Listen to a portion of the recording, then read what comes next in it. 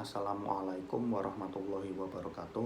Nama saya Muhammad Ali Surya Ardiansyah, NIM 2018 05103887. Di sini saya membuat video untuk menjelaskan tentang dinamika keadaan umat Islam di Kazakhstan pasca pecah dari Uni Soviet.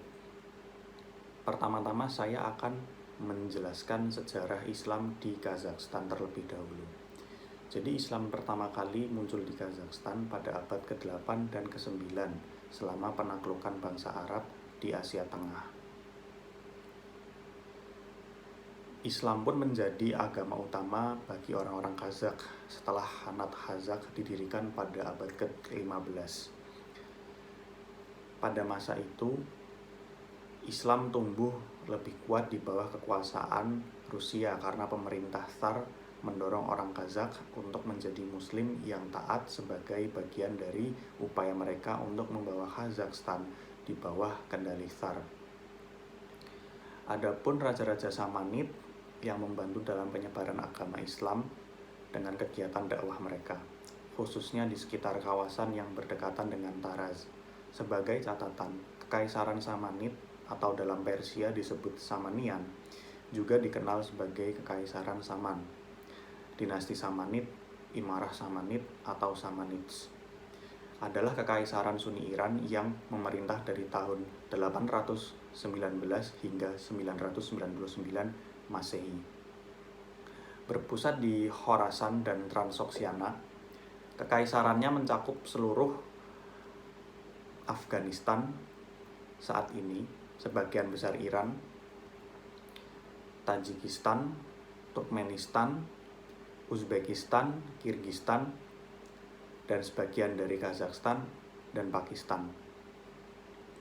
Pada akhir abad ke-14, Golden Horde atau Mongol menyebarkan Islam di antara suku Kazakh dan suku-suku Asia Tengah lainnya. Selama abad ke-18, pengaruh Rusia meningkat pesat ke wilayah tersebut. Rusia dipimpin oleh Catherine kedua, juga dikenal sebagai Catherine yang Agung, yang bernama Yekaterina Velikaya, adalah seorang ratu Rusia dari tahun 1762 hingga 1796. Pemimpin wanita yang paling lama memerintah di negara itu. Rusia awalnya membiarkan Islam berkembang ketika umat muslim diundang ke wilayah itu untuk berdakwah kepada orang-orang Kazakh yang oleh Rusia dianggap buas dan tidak peduli moral dan etika. Namun kebijakan Rusia berangsur berubah menjadi melemahnya Islam dengan memperkenalkan unsur-unsur kesadaran kolektif pra-Islam. Upaya-upaya tersebut termasuk metode memuji tokoh-tokoh sejarah pra-Islam dan menimbulkan rasa rendah diri dengan mengirimkan orang-orang Kazakh ke lembaga militer Rusia yang sangat elit. Kemudian, apa yang melatar belakangi pecahnya Kazakhstan dari Uni Soviet? Mulai pada tahun 1700-an, pengaruh Rusia tersebar dengan pesat ke kawasan Kazakhstan. Dalam hal ini menjadi awal mula yang menunjukkan sebuah kesanggupan untuk membuat Islam dapat berkembang maju, yang dibuktikan dengan banyaknya ulama dijemput ke kawasan ini untuk mendakwahi orang-orang Kazakh yang seperti tadi disebutkan dilihat oleh orang Rusia sebagai manusia buas yang tidak tahu akhlak dan etika. Namun, seiring berjalannya waktu, kebijakan Rusia berangsur berubah menjadi melemahnya Islam dengan memperkenalkan unsur-unsur kesadaran kolektif pra-Islam. Upaya-upaya tersebut termasuk metode memuji tokoh-tokoh sejarah pra-Islam dan menimbulkan rasa rendah diri dengan mengirimkan orang-orang Kazakh ke lembaga militer Rusia yang sangat elit. Di saat yang sama, para pemimpin agama Kazakh malah berusaha membawa semangat keagamaan dengan menganut pan-Turkisme. meskipun kemudian banyak yang mengalami penyiksaan. Selama era Soviet, kaum muslim Kazakhstan kian terdesak oleh ideologi komunis pada saat itu.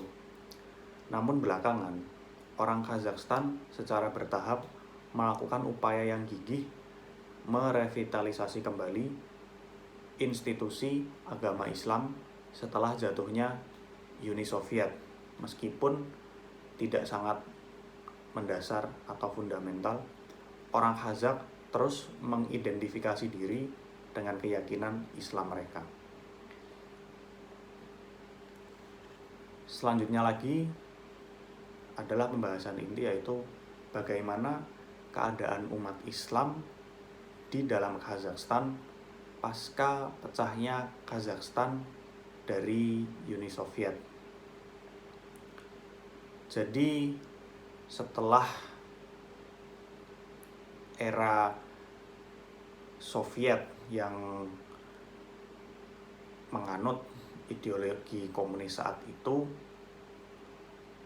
orang-orang Kazakhstan terdesak oleh ideologi tersebut. Namun belakangan ini orang Kazakhstan secara bertahap berusaha melakukan upaya yang gigih merevitalisasi institusi agama Islam setelah jatuhnya Uni Soviet. Meskipun tidak sangat mendasar, orang Kazakh terus mengidentifikasi diri dengan keyakinan Islam mereka. Perlu diketahui bahwa pada konstitusi Kazakhstan di tahun 1995 menetapkan bahwa Kazakhstan adalah negara yang sekuler. Kazakhstan adalah satu-satunya negara Asia Tengah yang konstitusinya tidak menetapkan status khusus untuk orang-orang yang menganut agama Islam. Sadar akan potensi investasi dari negara-negara Muslim di Timur Tengah, Presiden Kazakhstan Nazarbayev mengunjungi Iran, Turki, dan Arab Saudi. Namun pada saat yang sama, Nazarbayev lebih memilih untuk menjadikan Kazakhstan sebagai jembatan antara Muslim Timur dan Kristen Barat.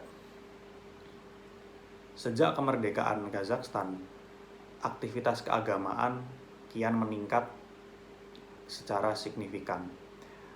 Pembangunan masjid dan sekolah agama dipercepat pada era tahun 1990-an dengan bantuan keuangan dari Turki, Mesir, dan terutama Arab Saudi.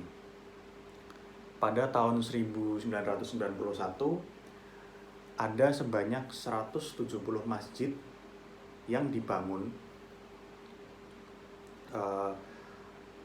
pemerintah Kazakhstan dengan bantuan dari Turki, Mesir, dan Arab Saudi.